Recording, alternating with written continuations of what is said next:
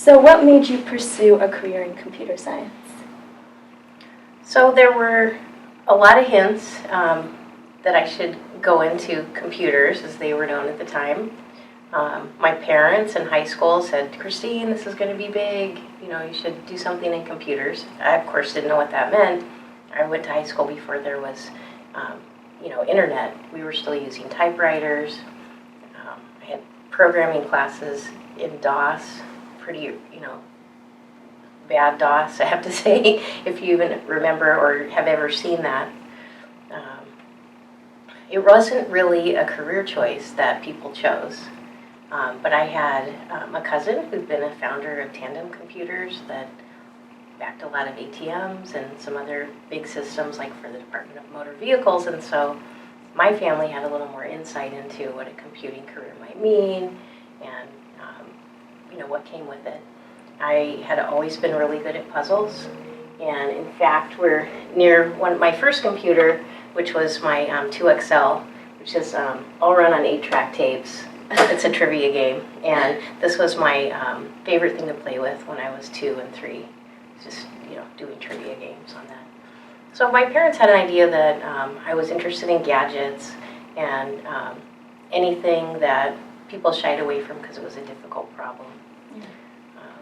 But it wasn't until college, when the economics set in, that I realized computing could be a good move economically. And so that's what initially pulled me in, and then I stayed because it was so challenging. So you liked the challenges that you faced? Yeah, for me, the worst job I've ever had was working on a help desk early in my career where there were no problems.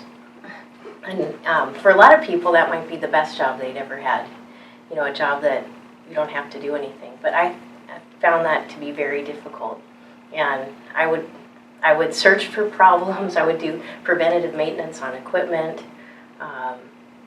It was just, I guess things ran too well at that manufacturer that I worked for.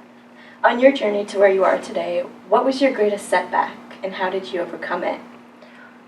So it was hard to choose one, so I'll tell you about a classification of problems. Especially as a woman in computing, and maybe I hope that generations that come after me will not have this problem, but I tended to get selected for event planning, for taking meeting minutes, things that you would classify in the kind of pejorative sense of secretarial. And I'd say my biggest obstacle, was never being able to be seen as a number one, always as a number two.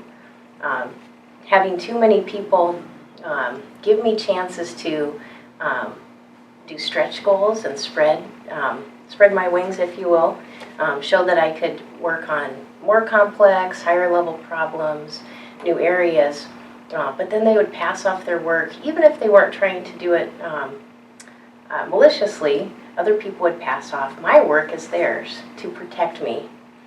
And it took me a while and some good bosses before I worked out of that.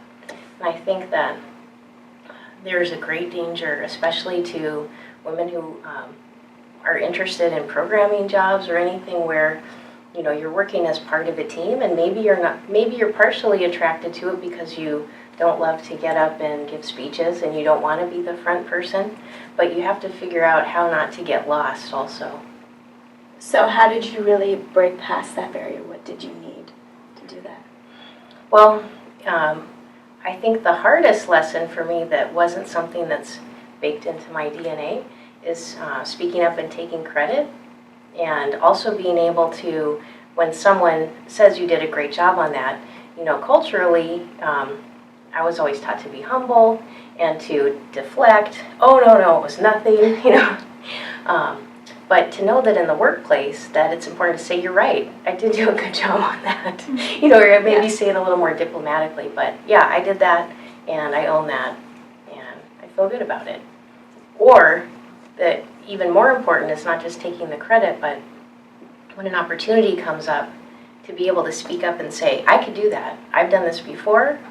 I can be good at this. And of course have examples of, ready to pull out. But, being able to promote yourself in a way that, that you can feel good about, that doesn't conflict too much with who you are as a person, or so you don't feel, I don't know, I'm trying to think of a nice word.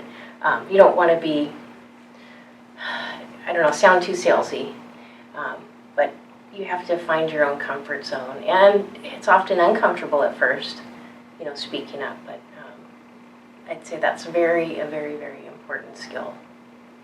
Thank you so much. That's all we have for Sure. today.